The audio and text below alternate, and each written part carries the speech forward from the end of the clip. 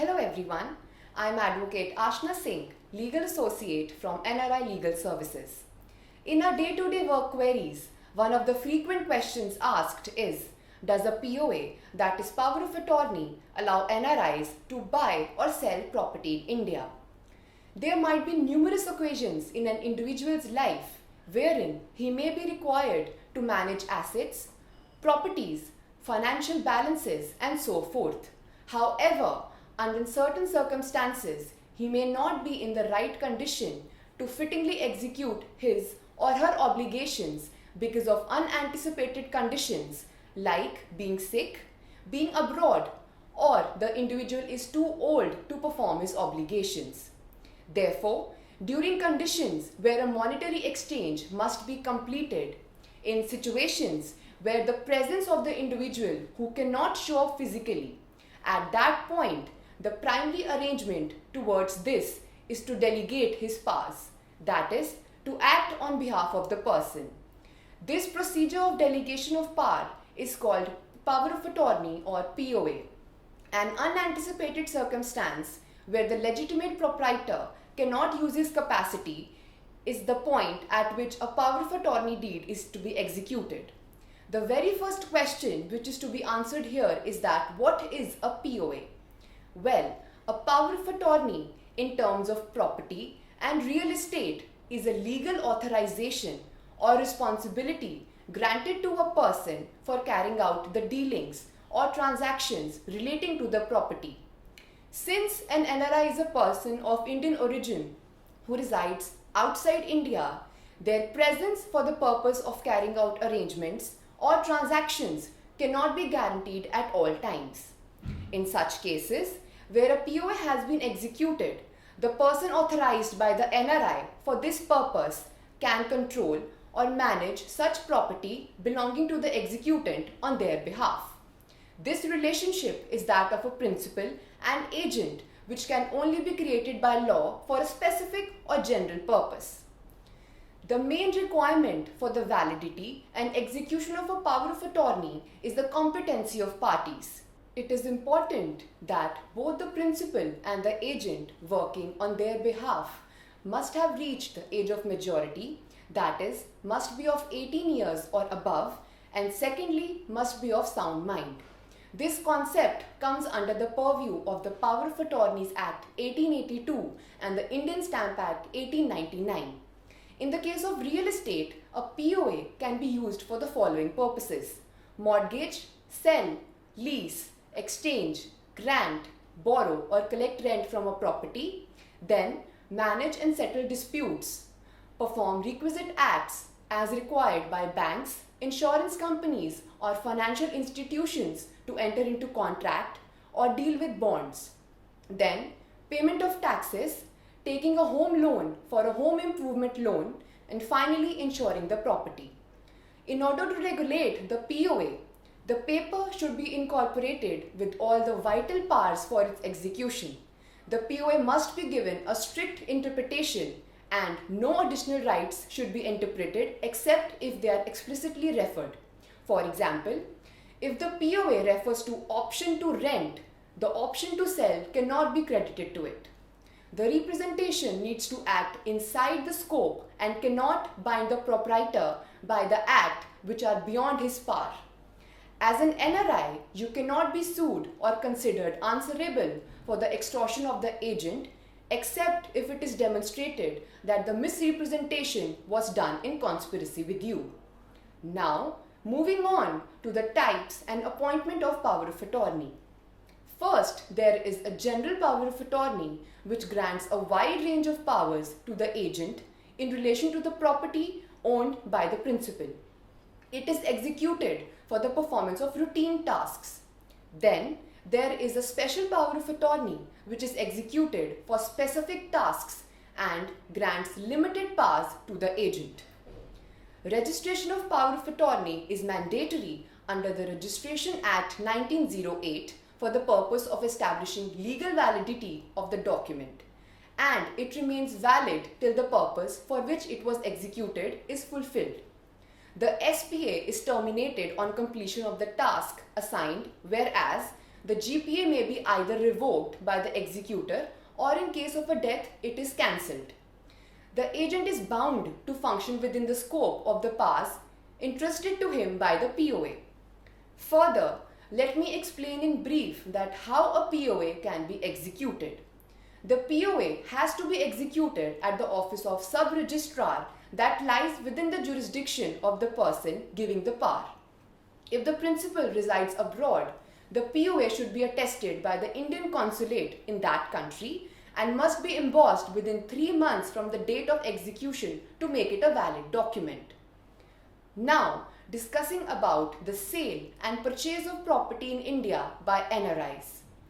An NRI may buy any property in India, commercial or residential, and can transfer the same to a person resident in India or another NRI. However, there are restrictions on the purchase of certain properties, such as agricultural land, farmhouses, or plantations under the Foreign Exchange Management Act, Acquisition and Transfer of Immovable Property Regulations 2018. These properties may only be acquired through inheritance from a person resident in India or purchased with the express approval of the Reserve Bank of India. Property transactions through a registered and notarized power of attorney have become a common practice in many parts of India, considering the financial benefits. All transactions of property initiated by an NRI are governed by the provisions of Foreign Exchange Management Act 1999 and the guidelines framed by Reserve Bank of India. FEMA empowers the RBI to restrict and regulate the acquisition and transfer of immovable property in India by persons resident outside. Conveyance of property may only be effected through a stamped and registered conveyance deed and payment of stamp duty as per law.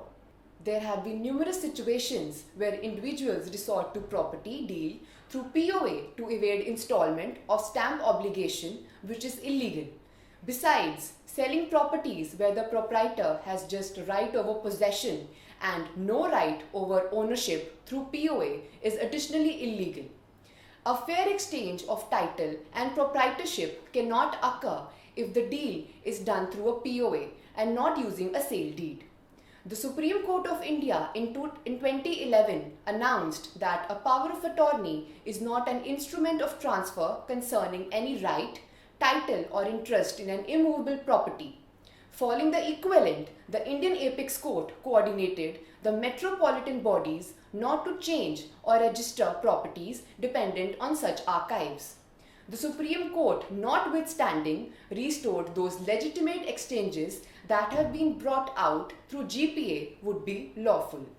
The court additionally stated, nothing keeps influenced parties from getting registered deeds of conveyance to complete their title. The said exchanges may likewise be utilized to acquire explicit execution or to protect ownership under Section 53A of the Transfer of Property Act 1882. Because of the Supreme Court order, various states across India disallowed the registration of properties which were being sold through a general power of attorney. Notwithstanding, after a total restriction on such properties was forced, the Delhi government at long last consented to allow registration of properties for the legitimate proprietor's spouse, children, siblings, as well as any other family member or individual of trust of the enlisted proprietor.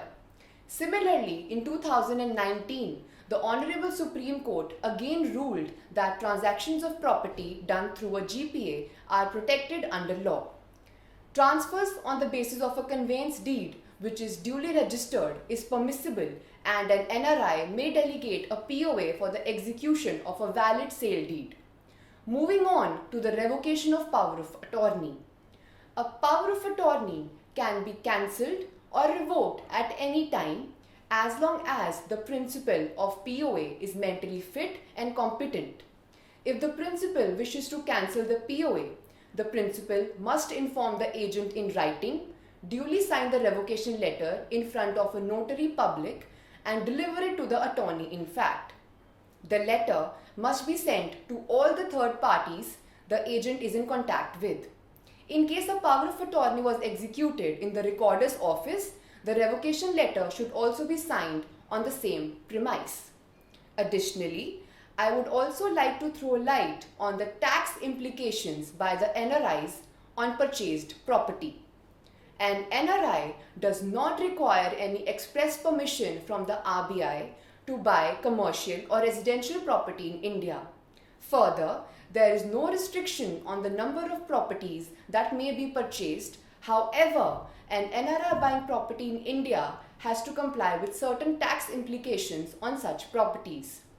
An NRI looking to sell his property in India need to pay tax on short or long-term capital gains from that property. In case of a self-occupied residential property, an NRI is not liable to pay any tax unless he owns more than one of such properties. Rental income received on any property owned by an NRI is taxable as per the Income Tax Act under the head Income from House Property. An NRI who purchases an immovable property in India must deduct TDS, which is calculated based on the residential status of the person selling his property from the nature of capital gains. If an NRI purchases immovable property in India from a resident, he must deduct TDS at 1% if the sale consideration exceeds 50 lakhs. If the NRI purchases a property from a non-resident and if long-term capital gains are applicable, then TDS should be calculated at 20%. In case of short-term capital gains are applicable, TDS at 30% needs to be deducted. Short-term capital gains are applicable when a property is sold within 2 years or less of acquiring it. If the property is sold 2 years after it is acquired, then is a long-term capital gain. Also remember that the tax deducted is to be deposited within 30 days of such deduction. Non-deduction or late deduction of tax will attract late deduction of TDS penalty at the rate of 1% per month. It is applicable from the date on which tax was deductible to the date of actual deduction. The IT Act also provides certain tax exemptions to NRIs under Section 54 if they don't buy or sell properties for short or long-term gains. Tax exemptions will be applicable based on how the property is used, like self-occupied or let out. Lastly, the payment of purchase of property is to be made in Indian currency only with funds received in the country through the recognized banking channels. These funds are to be maintained in non-resident account under the regulations imposed by FEMA and the Reserve Bank of India. To conclude, as an NRI living abroad, it is usually difficult to keep up to date over the new procedures and dive into the basic essential details of buying or selling. Consequently, allotting a POA is not just practical yet additionally accorded protection. If, due to a new rule imposed by the government or property developer, an NRI may be required to sign some documents, his or her POA can sign them on their behalf. Alternatively, if an NRI is a victim of fraud during the real estate dealings, the POA can present evidence in court of law on behalf of the NRI. We hope that you find this video informative and productive. In case of any query, you can email us at query@nrilegalservices.com. Also, don't forget to share, like and subscribe our channel. Thank you.